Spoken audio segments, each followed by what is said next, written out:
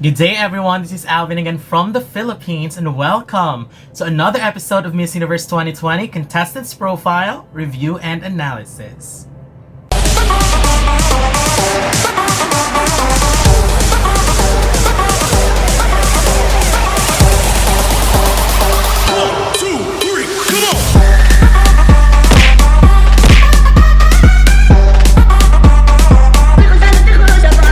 So today, we are going to talk about Thailand's newly crowned representative, which is Amanda Obdam, who was crowned last night as the new Miss Universe Thailand 2020.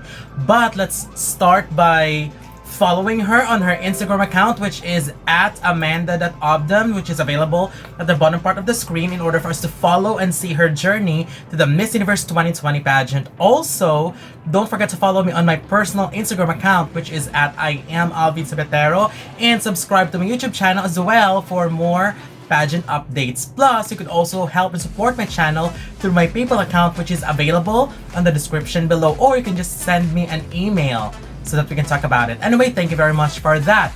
Now, going back to Amanda, she's 27 years old, which is kind of interesting. As what I have mentioned, this would be her and Punika's last chance in pageantry, so they are obviously giving out their best in the final. So this would be an all or nothing for both of them.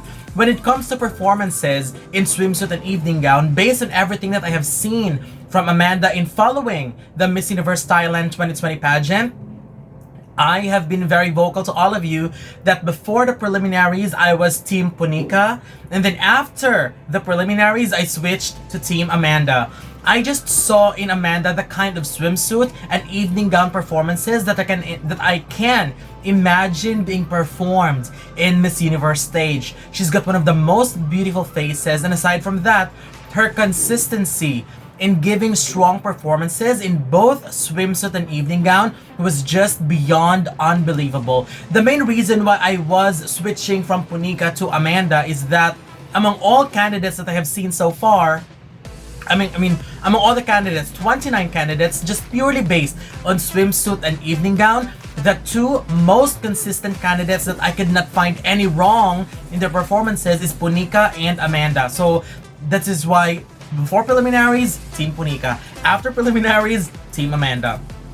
And the top three, Punika and Vina, were also good, but after watching the preliminaries, I just feel that magic, that spark more with Amanda's performance.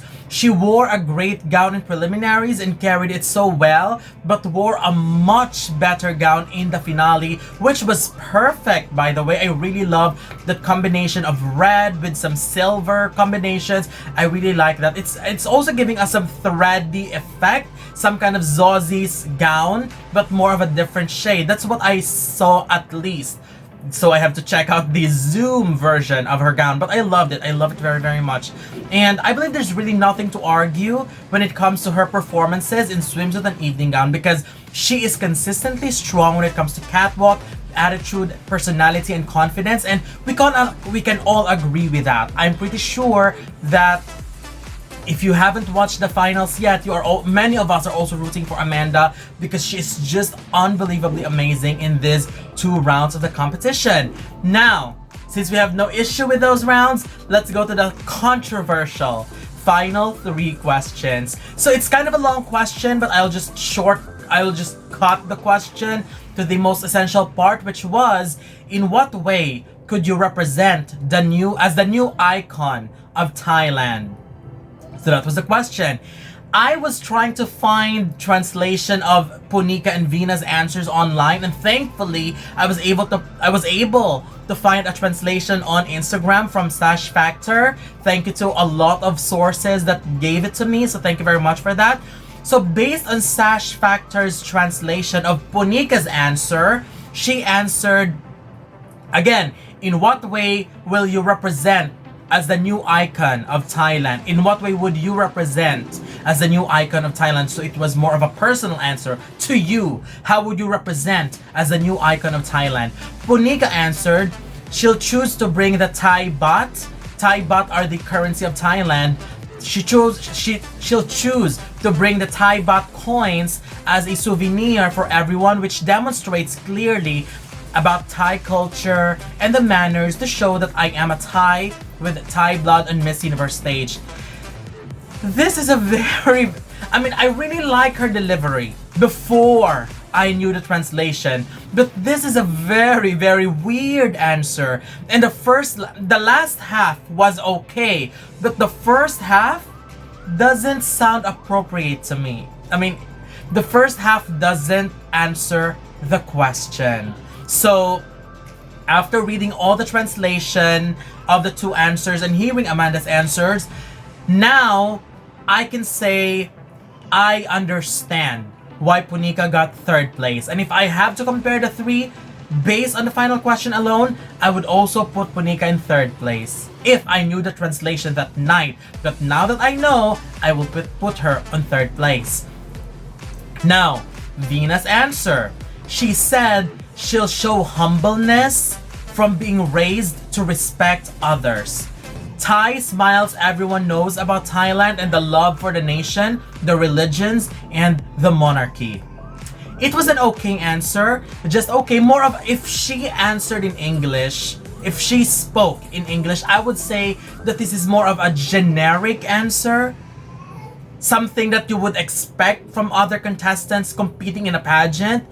Again, this is a personal question. So I am looking for a more specific and personal answer. I would say this is a safe answer. But what made me impressed about Vina's response was her delivery. Because as what I have said, I really adore how she connects with the audience, with its eye-to-eye contact, with her confidence and consistency in delivering. But now that I have read the translation, I would say it is a safe answer. For Amanda, if I were to represent Thailand, I would show everyone myself. I often get a critique of being half Thai, half Canadian, but what I want to share here today is I am Thai. I was born to a Thai mother and I couldn't be more Thai. So I want to show you all of my Thainess because I am Thai. That was her answer. Well, let me just tell you this. I understand where this answer is coming from. Many people are criticizing some representatives of their country for being half.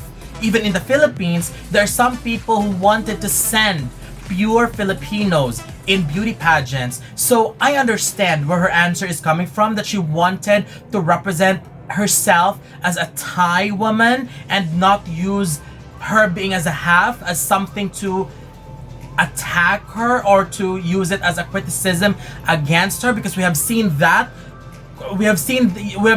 that topic being used as an attack to other representatives before, that you are half, you are not pure this and that or whatsoever. So again, I understood where she is coming from, and generally what she's trying to say there is that she is proud as a Thai woman and is proud of being a Thai. And now that I've heard the translation of the two, I now understand why Vina and Amanda were chosen as the final two. I would say that Vina is more of a general answer, while Amanda is more of a personalized and specific answer. And now I get it. I would say case closed. Prediction aside, just based on those three answers, I would also choose Amanda as the winner. Because again, that is a personal question, so I would love to hear a personal answer, something that cannot be taken away from you by other contenders. For Vina's answer, it could be anybody's answer. But for Amanda's answer, it was hers because it was purely based on her own experience and how she viewed herself as a half Canadian and half Thai. So that's why I appreciate her answer. Also, I do not get people making fun of her answer. She actually answered the question. It's just it wasn't constructed in a better way. But if you truly think of it with an open mind, I think you would understand her answer as well. And I think you would understand where she is coming from. Yes, I agree that is not a winning answer. But none of those three ladies gave a strong, impeccable, and memorable winning answer. So I believe it's just a matter on who the judges think could give them a better chance in Miss Universe. And that's why they chose Amanda. Again, if I was sitting at the judges' table, Punika, Vina, and Amanda. Punika didn't answer the question, so I can just put her in third place. So between Vina and Amanda, who do I think could give a very consistent performance that could do well in Miss Universe? And consistent performances based on the past few days in Miss Universe Thailand. I love Vina, but my answer would be Amanda. So that's why I will also choose Amanda as the winner of Miss Universe Thailand. Now that she's going to Miss Universe, here's what I want Amanda to work on. First, she needs to learn from Vina. She needs to build on connecting with people. Eye contact when it comes to answering questions, because sometimes that's even during the audition day, that's what I said about Amanda, that she doesn't look straight when she answers. So I really hope she will work on that. Get tips from Vina because she knows how to do that. She's great. Second, I wanted her to work on giving a stronger response, because although I like her, I think her top 3 answer was a bit better by a very slight margin. On a Miss Universe stage, I am sure that it will never work. So hopefully she can work on that, and let's give her time. Because again, there's still more time to prepare, and I know she can work on it and deliver a great performance. Yes, I mean, I am glad that Amanda is coming in as someone who isn't perfect, and some may even see her as a flawed contender, but I see that as a positive thing because she can use that as a fuel to work harder and prove people wrong. And with her personality, I'm pretty sure that she will work on that and prove people wrong, that she can be a great representative of Thailand. Also, let's not forget, Amanda was a golden tiara holder. So based from that question aside, the judges already know that she is a strong speaker. She wouldn't get the gold tiara for nothing because she speaks very well. Aside from that, if you remember, there were 4 wild cards that were last called in the top 20. They were Amanda, Punika, Vina, and Praiwanik. Amanda was the one who got the spot for the speech round. She won that round. So you cannot just judge them based on the final question. The judges know the entire journey. I mean, golden tiara, speech winner. I mean, they know the quality of Amanda, and I trust the organization. And that's what I think. That's what I believe in. As what I always say as well, some people may deliver a strong answer, but at the end of the day, other judges may also consider other factors, especially if their final answer were quite close, especially when it comes to Vina and Amanda. I would say it's a very slight margin. So I believe other factors may have been considered. So I hope you'll get what I mean. And I'm not trying to convince you. If you don't like Amanda, it's okay. It's your choice. But for me, I like Amanda. I really like her. Now, for your questions, I have asked on Instagram if you could submit some questions, which I will answer right here. So I have chosen some questions, and I will be answering it right now. First, was One Visa and Emmy purposely eliminated to give way to Amanda? I think you already know the answer. One Visa isn't going anywhere. Even if she enters the top 10, she wouldn't go as far as top 5 because her preliminary performances in Swimsuit and Evening Gown was kind of underwhelming, and I don't see that improving just because of one performance in the finals. Yes, I did mention in my reaction video that she could be a spoiler in the top 10, but when the top 10 were announced, I wasn't really that surprised when she did not make it. Although, I would agree that her top 20 speech was good. Emmy, my dear Emmy, great speaker, but many of us saw it coming. We already saw that if she would not improve in her Swimsuit and Evening Gown performance, it would be her downfall. And it happened. So hopefully we're going to see Emmy in probably 2 or 3 years from now. She's still very young, she could improve, and she's got huge potentials to do very well in pageantry. It's just something still needs to be polished. But anyway, she's amazing. We just need to see more polishing, and hopefully we'll see her back in the future. Question number 2. Is Amanda copying Catriona Gray? This is kind of a controversial question. I don't want to answer it at first, but here's how I wanted it answered. The thing about people is, when a candidate wears red, they are copying Catriona. When a candidate wears a gown with high slit, they are copying Catriona. When a candidate touches hair, they are copying Catriona. I mean, Catriona is a great Miss Universe, but let's understand that she did not start everything. So to answer your question, I have never seen Catriona in Amanda. We rooted for Amanda because we loved her, and not because she's trying to be Catriona. That's my answer. This is also an interesting question. Question number 3. Why did Amanda answer English if she truly wanted to show that she is a proud Thai? Because at the end of the day, it is still a competition. And if you want to deliver the message that you want to deliver, use the language that you are comfortable with. And that's what Amanda did. Question number 4. Was the competition fixed for Amanda? Come on. Many people predicted Amanda to win based on her performances, and I myself predicted her to win. As what I have said, I switched from Team Punika to Team Amanda after the preliminaries. But you cannot say that it is fixed if a lot of people that's following the pageant think Amanda must win prior to the finals.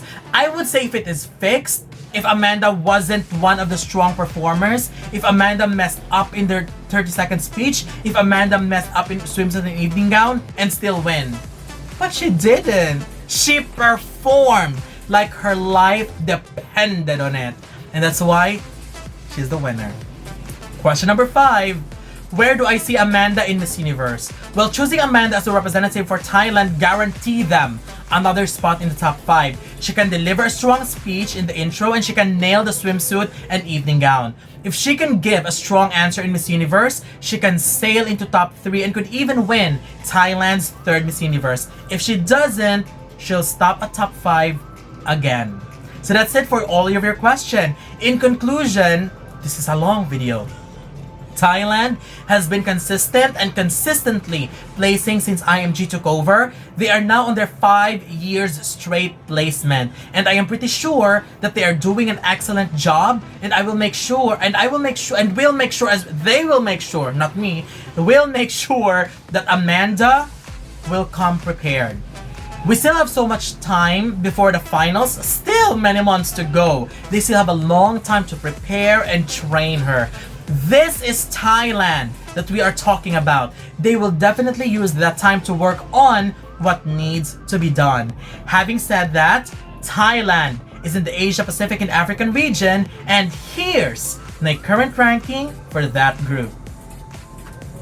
Number 8 is Israel, 7 is Mauritius, 6 is Ghana, 5 Malaysia, 4 for Indonesia, number 3 is Vietnam. I'll put Thailand at number 2 as of the moment, but my current number 1 for Asia Pacific and Africa is India, Adeline Castellino. So right now, I would love to know your thoughts about this ranking, and if you wanted to see my individual reviews for these ladies or the ladies from other groups, you can just go ahead and check on my channel because they are already available on my channel. Right now, I would love to know your thoughts about my thoughts. I would love to know your thoughts about Amanda.